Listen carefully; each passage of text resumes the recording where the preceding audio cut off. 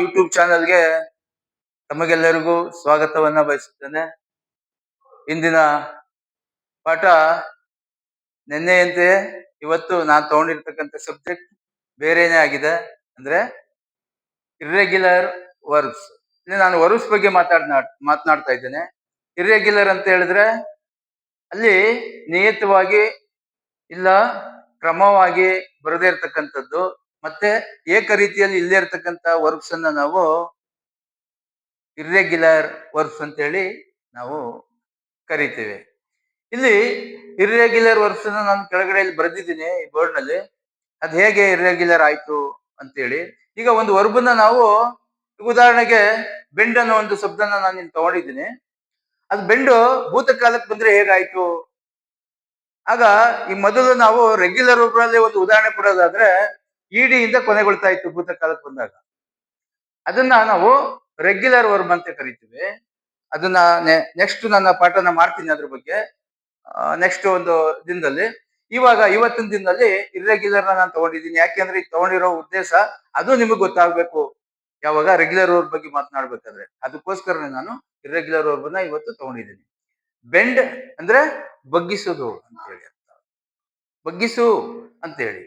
ಆದ್ರೆ ನಾವು ಯಾವುದೋ ಒಂದು ವಸ್ತುವನ್ನ ಬಗ್ಗಿಸ್ಬೋದು. ಆದ್ರೆ ನಾನು ಇದನ್ನು ಕೂಡ ಮಾತನಾಡಿದ್ದೀನಿ.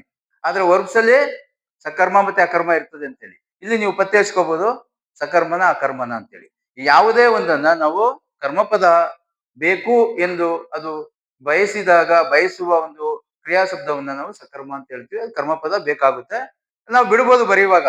ಆದ್ರೆ ಕರ್ಮಪದ ಬೇಕಾಗಿತ್ತು ಅಂತ ನಮ್ಗೆ ಅರ್ಥ ಆಗ್ತದೆ. ಆದ್ರೆ ಇಲ್ಲಿ ಬೆಂಡ್ ಅಲ್ಲಿ ಪಾಸ್ಟ್ ಟೆನ್ಸ್ ಬಂದಾಗ ಬೆಂಟ್ ಆಗುತ್ತೆ, ಪಾಸ್ಟ್ ಪಾರ್ಟಿಸಿಪಲ್ ಕೂಡ ಬೆಂಟೇ ಆಗುತ್ತೆ. ಹಾಗೆ ಇಲ್ಲಿ ಕಮ್ ಅನ್ನೋದು ಕೂಡ ಅಷ್ಟೇ. ಇಲ್ಲಿ ಪ್ರೆಸೆಂಟ್ ಟೆನ್ಸ್ ಅಲ್ಲಿ ನಾವು ಪ್ರೆಸೆಂಟ್ ಟೆನ್ಸ್ ಅಲ್ಲಿ ಬಳಸ್ತಾ ಇರ್ತೀವಿ ಕಮ್ ಅನ್ನೋದನ್ನ.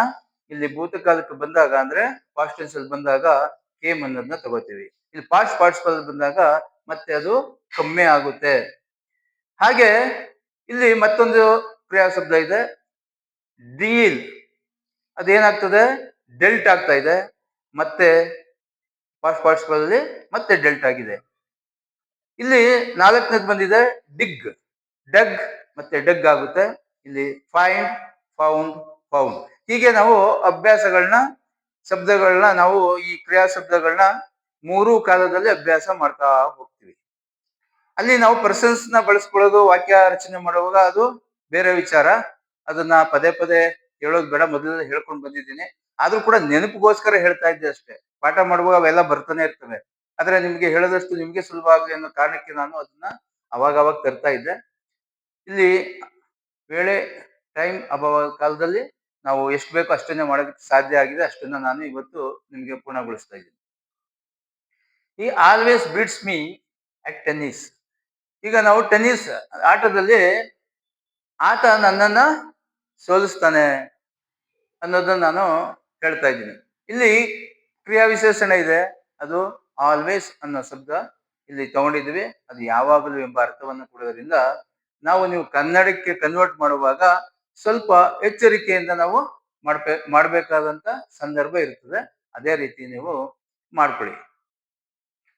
ಹಾಗೆ ಎರಡನೇದು ಮಿಸ್ಟರ್ ಮೋಹನ್ ಬಿಕಮ್ ಚೇರ್ಮನ್ ಇನ್ 2026 ಅಂತ ಇದೆ.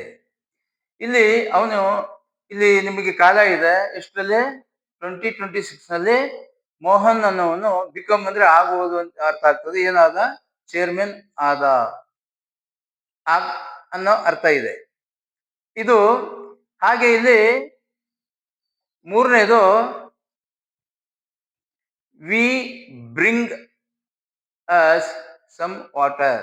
ನಾವು ನಮಗೋಸ್ಕರ ನಮಗಾಗಿ ತುಸು ಅಂದ್ರೆ ಸ್ವಲ್ಪ ನೀರನ್ನ ತರ್ತೇವೆ ಅನ್ನೋ ಅರ್ಥವನ್ನ ಕೊಡ್ತಾ ಇದೆ. ಅಂದ್ರೆ ಪ್ರೆಸೆಂಟ್ ಟೆನ್ಸ್ ಅಲ್ಲಿ ಇದೆ ಅಂತ ನೀವು ಅರ್ಥ ಮಾಡ್ಕೋಬಹುದು. ಆ ಬ್ರಿಂಗು ಪಾಸ್ಟ್ ಟೆನ್ಸ್ ಹೋದ್ರೆ ಬೇರೆ ಆಗ್ತದೆ. ಬ್ರಿಂಗ್ ಬಾಟ್ ಬ್ರಾಟ್ ಆಗ್ತದೆ, ಬೈ ಬಾಟ್ ಆಗ್ತದೆ. ಹೀಗೆ ಈ ಬ್ರಿಂಗು ಬ್ರಾಟ್ ಆಗುತ್ತೆ, ಮತ್ತೆ ಪಾಸ್ಟ್ ಪಾರ್ಟಿಸಿಪಲ್ ಮತ್ತೆ ಬ್ರಾಟ್ ಆಗುತ್ತೆ. ಅದೇ ರೀತಿ ಇಲ್ಲಿ ನಾಲ್ಕನೇದು the dog caught the ball in its mouth. ನಾಯಿ ತನ್ನ ಬಾಯಿಯಲ್ಲಿ ಬಾಲನ್ನ ಕಚ್ಚಿಕೊಂಡಿದೆ ಎಂಬ ಅರ್ಥದಲ್ಲಿ ಇದೆ. ಆದ್ರೆ ಅದೇ ನಾವು ಪಾಸ್ಟ್ ಪಾರ್ಟಿಸಿಪಲ್ ತಗೊಂಡಾಗ ಇಲ್ಲಿ ನಾವು ಹ್ಯಾಸ್ ಅನ್ನ ಸೇರಿಸ್ಬಿಡ್ತೀವಿ. ದ ಡಾಗ್ ಹ್ಯಾಸ್ ಕಾಟ್ ಅಂದ್ರೆ ಕಚ್ಚಿತ್ತು ಮೊದಲೇ ಎಂಬ ಅರ್ಥ ಆಗ್ತದೆ ಅಷ್ಟೇ. ಇಲ್ಲಿ ಪಾಸ್ಟ್ ಟೆನ್ಸ್ ಇದೆ ಅನ್ನೋದು ನೀವು ಅರ್ಥ ಮಾಡ್ಕೊಳ್ಳಿ. ಇವಾಗ ದ ಡಾಗ್ ಕಾಟ್, ಕಾಟ್ ಅನ್ನೋ ಶಬ್ದ ಮೂಲ ಶಬ್ದ ಯಾವ್ದಾಗಿದೆ? ಕ್ಯಾಚ್. ಕ್ಯಾಚ್ ಕಾಟ್, ಕಾಟ್ ಆಗುತ್ತೆ ಅಷ್ಟೇ. The dog caught the ball in its mouth. ನಾಯಿ ತನ್ನ ಬಾಯಿಯಲ್ಲಿ ಒಂದು ಬಾಲನ್ನ, ಚೆಂಡನ್ನ ಕಚ್ಚಿದೆ ಎಂಬ ಅರ್ಥದಲ್ಲಿ ಇದೆ. 5ನೇ ವಾಕ್ಯ, I hold a gun in my hand. ಕೈಯಲ್ಲಿ, ನನ್ನ ಕೈಯಲ್ಲಿ ಗನ್ನನ್ನ ಹಿಡಿದೆ ಎಂಬ ಅರ್ಥ ಇದೆ. ಹೋಲ್ಡ್ ಏನಾಗ್ತದೆ? ಪ್ರೆಸೆಂಟ್ ಅಲ್ಲಿ ಇದೆ, ಹಿಡಿತೀನಿ ಅಂತೇಳಿ. ಆದ್ರೆ ಹೋಲ್ಡ್ ಹೆಲ್ಡ್, ಹೆಲ್ಡ್ ಆಗುತ್ತೆ. ಅಂದ್ರೆ ಪಾಸ್ಟ್ ಟೆನ್ಸ್ ಹೆಲ್ಡ್ ಆಗ್ತದೆ. ಅಲ್ಲಿ ಮತ್ತೆ ಒಂದು ಹೆಲ್ಡ್ ಬಂದಾಗ ಅಲ್ಲಿ ಹ್ಯಾವನ್ನ ತಗೋಬೇಕಾಯ್ತದೆ. ಐ ಬಂದಾಗ ಸೆಕೆಂಡ್ ಪರ್ಸನ್ಗೂ ಕೂಡ ಹ್ಯಾವೇ ತಗೋತೀವಿ. ಥರ್ಡ್ ಪರ್ಸನ್ ಬಂದ್ರೆ ಹ್ಯಾಸ್ ಆಗ್ತದೆ ಅಷ್ಟೇ. ಹ್ಯಾಸ್ ಹೆಲ್ಡ್ ಅಂತ ನಾವು ಕರಿತೀವಿ. I have held, you have held ಅಂತೇಳಿ ನಾವು ವಾಕ್ಯ ರಚನೆಯಲ್ಲಿ ಈ ರೀತಿ ವಾಕ್ಯ ರಚನೆಗಳನ್ನ ನಾವು ತರ್ತಾ ಹೋಗ್ತೀವಿ. ಇದು ನಿಮಗೆ ಬಹಳ ಮುಖ್ಯವಾದದ್ದು. ಯಾವುದು? ಇರ್ರೆಗ್ಯುಲರ್ ಮತ್ತೆ ರೆಗ್ಯುಲರ್ ಅಂದ್ರೆ ಏನು ಅಂತ ಹೇಳಿ. ಇದು ಏಕ ರೀತಿಯಲ್ಲಿ ಬರ್ತಕ್ಕಂಥದಕ್ಕೆ ರೆಗ್ಯುಲರ್ ವರ್ಬ್. ಇವು ಅನೇಕ ಇಲ್ಲಿ ಚೇಂಜ್ ಆಗ್ತಾ ಇದೆಯಲ್ಲ, ಅದನ್ನೇ ಅನೇಕ ರೀತಿಯಲ್ಲಿ ಬರ್ತಾ ಇದೆ. ಬೆಂಡೆ ಆಗಿರ್ಬೋಯ್ತು, ಇಡಿ ಸೇರ್ಸ್ಬೋಯ್ತು, ಗೊತ್ತಕ್ಕಲ್ಲ, ಯಾಕೆ ಬರೋದಿಲ್ಲ. ಅದಕ್ಕೆ ಇದನ್ನ ನಾವು ಇರ್ರೆಗ್ಯುಲರ್ ವರ್ಬ್ಸ್ ಅಂತೇಳಿ ಕರಿತೀವಿ. ಇದು ಸಾಮಾನ್ಯ ಇದೆ, ಒಂದು 106 ಇರ್ಬೋದು, ಒಂದು 200-300 ವರ್ಬ್ಸ್ ಬರುತ್ತೆ ಈ ರೀತಿ. ಅದನ್ನ ಅಭ್ಯಾಸ ಮಾಡ್ಬೇಕಾಗ್ತದೆ. ಇಲ್ಲಿ ಉದಾಹರಣೆಗಷ್ಟೇ ನಾನು ನಿಮಗೆ ಈ ರೀತಿ ವರ್ಬ್ಸ್ ಗಳನ್ನ ತಂದು ಅದನ್ನ ಪರಿಚಯಿಸ್ತಾ ಇದ್ದೀನಿ. ತಾವು ಪರಿಚಯ ಮಾಡ್ಕೋಬೇಕಾದ್ರೆ ಕೆಲವು ಗ್ರಾಮರ್ ಬುಕ್ ಅಲ್ಲಿ ಸಿಗ್ಬೋದು, ಇಲ್ಲ ಅಂದ್ರೆ ಡಿಕ್ಷನರಿನಲ್ಲಿ ಸಿಗ್ಬೋದು. ನೀವು ಅಭ್ಯಾಸವನ್ನ ಮಾಡಿ ಮುಂದೆ ಅದರ ಅರ್ಥಗಳನ್ನ ನಾನು ಹೇಳಿ ಮತ್ತೆ ಚಾಲು ಮಾಡ್ತೀವಿ. ನೆಕ್ಸ್ಟ್ ಮುಂದಿನ ದಿನ ಈ ಪಾಠ ಇರುತ್ತೆ.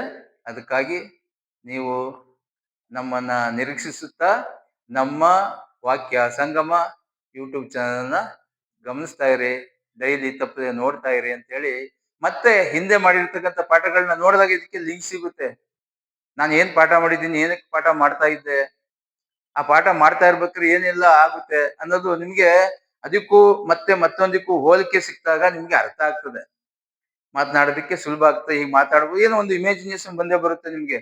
ಹಾಗಾಗಿ ಹಿಂದಿನ ವಿಡಿಯೋನಲ್ಲಿ ಏನ್ ಮಾಡಿದ್ದೀನಿ ಅನ್ನೋದ್ರ ಬಗ್ಗೆನೂ ಕೂಡ ತಾವು ಗಮನಿಸಿದಾಗ ಇದರ ಎಲ್ಲಾ ಪೂರ್ಣ ಅರ್ಥವನ್ನ ತಿಳಿತಾ ಹೋಗ್ಬೋದು ಅಂತೇಳಿ ಇವತ್ತಿನ ಪಾಠವನ್ನ ಮುಗಿಸ್ತಾ ಇದ್ದೀನಿ.